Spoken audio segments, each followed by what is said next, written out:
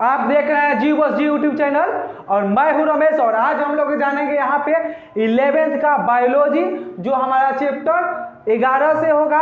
और यहाँ पे पौधों में परिवहन, जिस चैप्टर का नाम है पौधों में परिवहन, उसका यहाँ पे हम लोग ऑब्जेक्टिव कुछ प्रश्नों को जानेंगे जो एग्जाम के लेवल का प्रश्न है जो एग्जाम में पूछता है। सबसे पहले हम लोग प्रश्न यहाँ पे एक में है कि स्टोमेटा यानी रंध्र मुखता संबंधित होता है। जो स्टेमटा होता है, पत्ता जो होते हैं, पत्ते पर जो रंध्र होते हैं जिसको हम लोग इंग्लिश में स्टोमेटा कहते हैं, स्टोमेटा वो क्या करता है, उस किससे संबंधित है? तो वह वाष्पोत्सर्जन गैसीय आदान प्रदान के लिए क्या संबंधित है। यानी जो स्टोमेटा होता है, पेड़ के पत्ते के जो छिद्र होते हैं उस छिद्र को स्टोमेटा कहते हैं और वो गैसों का आदान प्रदान करता है वाष्पोत्सर्जन प्रक्रिया द्वारा। नेक्स्ट हमारा प्रश्न यहाँ पे 2 में है कि वाष्पोत्सर्जन में पानी की हानि सबसे अधिक होता है। यानी वाष्पोत्सर्जन में पानी का हानि सबसे अधिक कहाँ होता है? तो याद रखिएगा, पत्तियों से सबसे ज्यादा पानी का हानि होता है वाष्पोत्सर्जन प्रक्रिया द्वारा। नेक्स्ट हमारा प्रश्न यहाँ 3 में है कि रसारोहण में सहायक होता है। यानी रसारोहण में क्या सहायक होता है? तो इसमें होता है वाष्पोत्सर्जन और रसारोहण में सहायक होता है कौन सी? तो वाष्पोत्सर्जन होता है। प्रश्न यहाँ 4 में है कि अणु का संद्रांश क्षेत्र से तनु क्षेत्र की ओर गति करना क्या कहलाता है?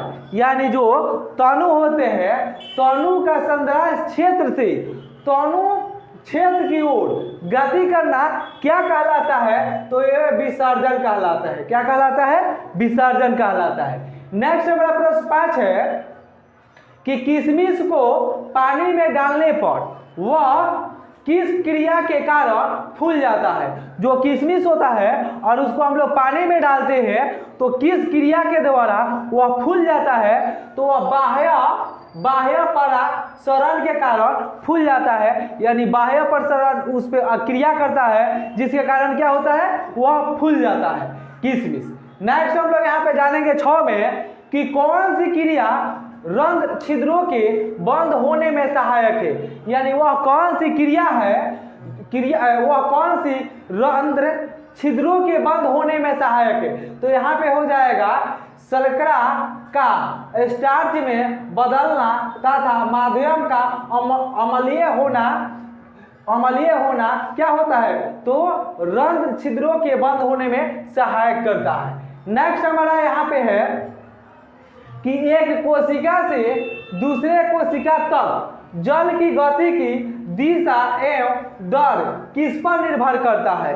यानी जो एक कोशिका होते हैं से दूसरे कोशिका तक कौन सी जाता है? तो यहाँ पे जल की गति की दिशा एवं दर किस पर निर्भर करता है? तो विसरण दाब के कमी पर निर्भर करता है कि इसका गति क्या होगा और इसका दिशा क्या होगा और दर क्या होगा। किसके द्वारा? तो विसरण दाब कमी के द्वारा, विसरण दाब कमी के। यानी यहाँ पे हो जाएगा डिफ्यूजन प्रेशर डिफिसिट। नेक्स्ट हम लोग का यहाँ पे 8 में है कि अंतः शोषण क्या है? अंतः शोषण क्या है? जिसको कहते हैं इम्बिशन, एक प्रकार का क्या है? विसरण है। यानी अंतः शोषण एक प्रकार का क्या है? तो अंतः शोषण एक प्रकार का विसरण है। नेक्स्ट हम लोग प्रश्न यहाँ पे जानेंगे, पौधों के लिए नाइट्रोजन का मुख्य स्रोत क्या है? जो पौधे होते हैं उसके लिए नाइट्रोजन का मुख्य स्रोत क्या है? वह कहाँ से नाइट्रोजन लेता है? तो वह वायुमंडल से ग्रहण करता है जो पौधे होते हैं नाइट्रोजन को आसानी से। नेक्स्ट हम लोग यहाँ पे जानेंगे, पौधों को मिट्टी से प्राप्त होने वाले तत्व क्या कहलाते हैं? जो पौधे होते हैं उन्हें मिट्टी से कौन से तत्व प्राप्त होते हैं? तो उनको पौधों को मिट्टी से खनिज तत्व प्राप्त होते हैं। अपने जड़ के माध्यम से मिट्टी के अंदर खनिज लवण को वह ग्रहण करते हैं। नेक्स्ट हमारा यहाँ पे प्रश्न है 10 में कि वह वैज्ञानिक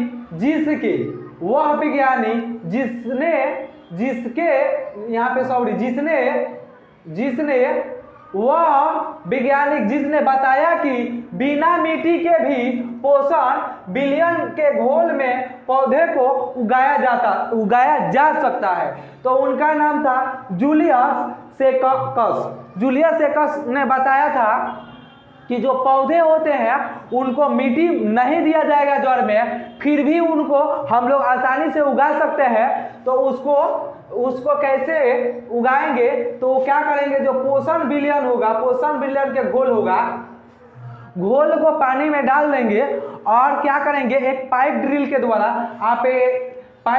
द्वारा क्या करेंगे, उसमें पानी भर देंगे और पानी को पंप द्वारा आसानी से यहाँ पे हम लोग पहुँचाएंगे और दूसरे स्थान से डब्बा में निकालेंगे मोटर द्वारा लगा के, और यहाँ पे हम लोग ड्रिल कर करके और यहाँ पे हम लोग पौधे को क्या करेंगे, उगाएंगे, जो हाइड्रोलिक सिस्टम कहलाता है। यह पद्धति बहुत आसान होता है। इसको आप अपने घर के दीवार में चाहेंगे तो पालक या मेथी या जो आपके घर जो साग उगाता है उसको आसानी से, जो हम लोग के यहाँ पाइप रहता है मोटा 6 या 7 इंची का, उसमें लगाकर और उसमें पानी डालकर केमिकल जो होते हैं खनिज लवण उसको डालकर हम लोग पौधे को उगा सकते हैं।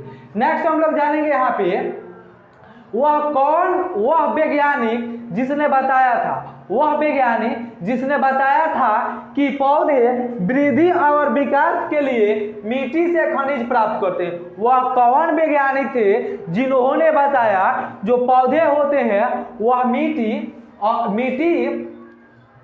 जो पौधे होते हैं अपने वृद्धि और विकास के लिए मिट्टी से खनिज लवण प्राप्त करता है। लोग बताते नहीं मिट्टी से नहीं करता है पौधे, लेकिन इन्होंने बताया था, उस वैज्ञानिक का नाम था वुडवर्ड ने बताया कि जो पौधे होते हैं उन्होंने मिट्टी से अपना खनिज लवण प्राप्त करते हैं, वुडवर्ड ने बताया था। नेक्स्ट हम लोग यहाँ पे जानेंगे 13 में कि जंतु और दूसरे परपोषी जीव नाइट्रोजन कहाँ से प्राप्त करते हैं। देखिए पौधे तो जान गए, पौधे कहाँ से नाइट्रोजन प्राप्त करते हैं, तो वायुमंडल से करते हैं, लेकिन यहाँ पे है हमारा कि जंतु और दूसरे परपोषी जो होते हैं वो नाइट्रोजन कहाँ से प्राप्त करते हैं, तो वह पौधा से प्राप्त करते हैं। याद रखिएगा, जंतु और परपोषी जो होते हैं, जो परपोषी होते हैं वह अपना नाइट्रोजन पौधे से प्राप्त करता है, जबकि पौधे जो होता है खुद वायुमंडल से ग्रहण करता है नाइट्रोजन।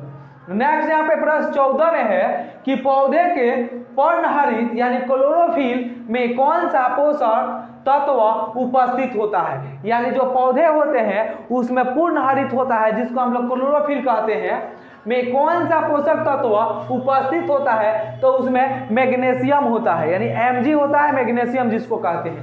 नेक्स्ट हमारा प्रश्न यहाँ पे 15 में है कि प्रति ऊतकों का यानी लोकलिसेड डेथ क्या कहलाता है, यानी जो पति होते हैं उसका लोकलिसेडेड डेथ क्या कहलाता है, तो यह कहलाता है नेक्रोसिस। यानी नेक्रोसिस जो कहलाता है पति ऊतकों का डेथ होता है, यानी पति जो होते हैं वो डेथ कर जाते हैं, गिर जाते हैं, और फिर वहाँ पे नए जो पौधे होते हैं नए पत्ते को विकसित करते हैं। नेक्स्ट हमारे यहाँ पे है 16 में कि क्लोरोफिल की कमी के कारण पूरी पत्ती का पीला हो जाना क्या कहलाता है। यानी जो क्लोरोफिल की कमी हो जाता है किसी पौधे में तो उसके जो पाता होते हैं पूरा पीला हो जाते हैं, तो उस कारण को हम लोग क्या कहते हैं, तो उस कारण को कहते हैं क्लोरोसिस।